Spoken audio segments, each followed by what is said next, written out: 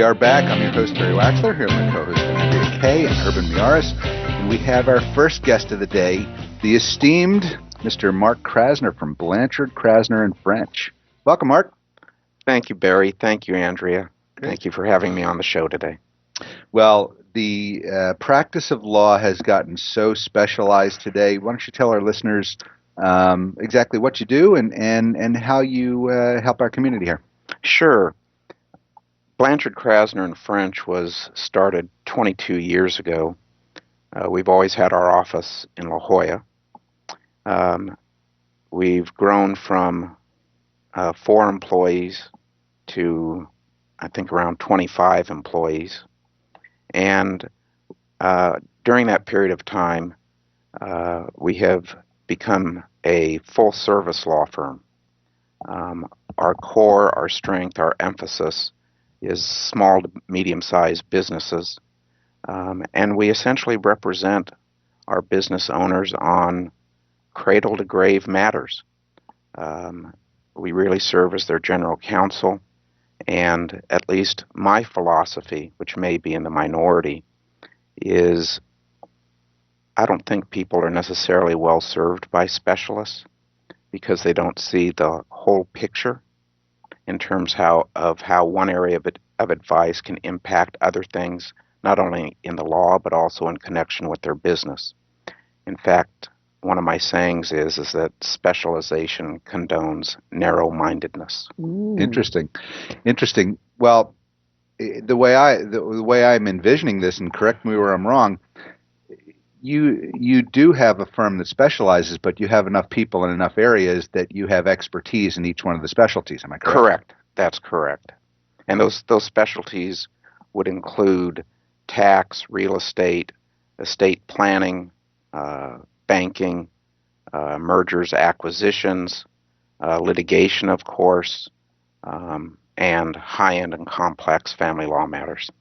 Yeah, that was interesting. Before we got on air, we talked a little bit about the difference in family law, and you don't see a lot of firms that have all the expertise that yours does. And tell us a little bit about the difference between, divorce, small business, because we work with a lot of small businesses. So let's talk about the small business aspect and what happens when divorce comes into play there. Yeah, I'm kind of curious what divorce has to do with business.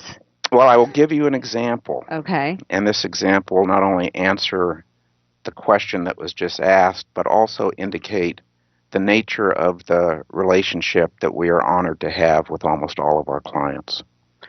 Very good client of mine, I first started representing him in his divorce. And the big issue in the case was, how do we remove the wife from the business? Because, as I'm sure your listeners know, this is a community property state, and if parties can't stay married, they're probably not going to do well trying to remain as business partners. And wife removal is tricky business. Yes, it is. Now, sometimes it goes the other way, of course. Sometimes you have to get the husband out of the business, and I recently concluded a case involving that as well. Okay. So, back then, the way we decided to do it is through what's called a corporate redemption, where the business bought out the wife's interest in the business. And that had been a major roadblock until at the time I came up with that idea. And the client was so pleased with the result that I ended up representing him, in effect, as his general counsel in connection with his business. Meaning I negotiated his leases, I dealt with vendor problems, customer problems, employment law problems for him. Then when he decided to get remarried, I put together his prenuptial agreement. Which he probably didn't have the first time. No, he did not. Yeah. Live and learn. Live and learn. Correct. And then what happened, which was very interesting, his adult daughter had troubles with the Internal Revenue Service. So I had to represent and defend the daughter against the Internal Revenue Service. After that, I, of course, put together his estate plan. And then when he got up in years, he said to me, Mark, my wife and I would like to retire, and this is what I would like to get out of the business. And so we had about a 2 or 3 year window where we did a lot of planning, if you will, to polish up the business so it would be very attractive to buyers. And then I came up with a mechanism on how to market the business such that he ended up receiving more than twice than he ever anticipated. Wow. Wow. And now he and his wife are essentially retired, and they spend a lot of time traveling. And wow. So you've just been like, so bad that's analogy here, but you've been like the underwire bra of legal support for this guy, like from start to finish, right? Well, not just him, but several other clients as well. Yeah.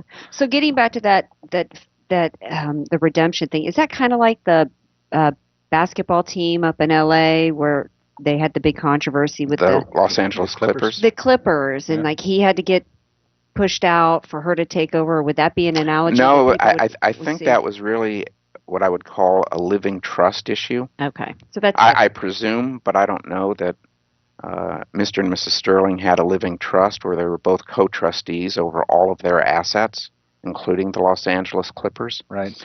And the living trust provided that if one of us becomes disabled or incompetent, then the trust will continue under the authority of the spouse that is not disabled or incompetent. And so the court, right? So the court battle was in that case whether or not I think her name was Shelley Sterling, right? Whether she in effect acted unilaterally in negotiating the sale of the Los Angeles Clippers to Mr. Ballmer, one of the founders of Microsoft. Yeah. And ultimately that transaction was approved, and now he's the owner of the Los Angeles Clippers. Yeah, and all the litigation's going on behind the scenes that we don't see right now. So. Could very well be the case. Yep. You're listening to Close Up on San Diego Business here on KFSD AM 1450 and FinancialNewsAndTalk.com. I'm your host, Barry Waxler, here with my co-host, Andrea Kay, and Urban Miaris, and our guest is Mr. Mark Krasner from Blanchard, Krasner and French. So one of the things that I wanted to address, because this relates over to my practice as well, is you talk about estate planning. And if I'm not mistaken, of course, estate planning can go into something very basic, like just, putting assets into a living trust and managing it there. But you also do the more complex estate planning cases too, if I'm not mistaken. Is that correct? Correct, we do. And that usually becomes relevant if you're representing a married couple where their net worth is either in excess of $10 million approximately, or is expected to be. And there's a lot of vehicles that we use to help minimize people's estate taxes under those circumstances, from family limited partnerships to qualified personal residence trusts to irrevocable life insurance trusts to grantor retained annuity trusts. I have all of these arrows in my quiver, and when the facts and circumstances are right, and I should also mention charitable remainder trusts. So when the facts and circumstances are right, I try to avail myself of those arrows to the benefit of my clients so that whatever wealth they have accumulated during their life goes where they want it to go and doesn't go to the federal government. Yeah, that's one thing. One thing most people don't realize. They turn around and they say, well, here's a family worth 10, 20, 30, 40 million dollars, whatever that number is. And, so they look at them and they say, well, okay, so what if they pay some taxes on their way out? And the choice is you can pay taxes or you can do some planning to avoid legally paying the taxes. Who do you want to see get the money? Do you want to see your kids get it, or do you want to see the government get it? So, one other thing that I need to mention about just the whole estate planning area, I believe approximately 75% of the people that die without any sort of estate plan. No will, no trust, nothing. And so their estate needs to go through probate. Interestingly, though, 50% of the lawyers that die without an estate plan. Wow. So it's like the contractor putting their own room addition on. Correct. Right. So, I'd like to bring up that in working with people mainly who have disabilities and either starting a business and all, I give them a checklist. And on the checklist I have your closest friends. And there's certain professional groups, attorneys being one of them. I said, if you don't now have a friend who's an attorney, you better find one. And also, I include insurance agents and accountants, CPAs on that professional list. Financial And planners. because whether you need their services today or not, you're going to need it, especially if you start making money. It's going to happen. Of course, going into business, that's the goal, is to make money. So it's to look for them later on, and it's Right. you're And not putting only barriers up right. right away. And not only Right. about the money, but also to help navigate through the issues like labor law issues. Oh, Correct. just We in are such a contracts and litigious agreements, society. and it just goes on and on. Right. Uh, we live in that society today, Yes, we where do. it's so important. So, Yeah. partner on your team has to be an attorney. Yep. That Right, has to and, be. and that's good advice to have people do it on the front end, because once a problem arises, it becomes a desperate situation, and people feel urgent, and can end up making a selection under the urgency of the situation, as opposed to a calm, considered decision before Well, problems there's a arise. point as you grow and you have a friend who's an attorney or a banker, they are with you and they get more involved with you and know more about your business, so that when you need their services, they've already got a head start on Right. where you are and what your goals are. So that's key. Yeah. Yeah.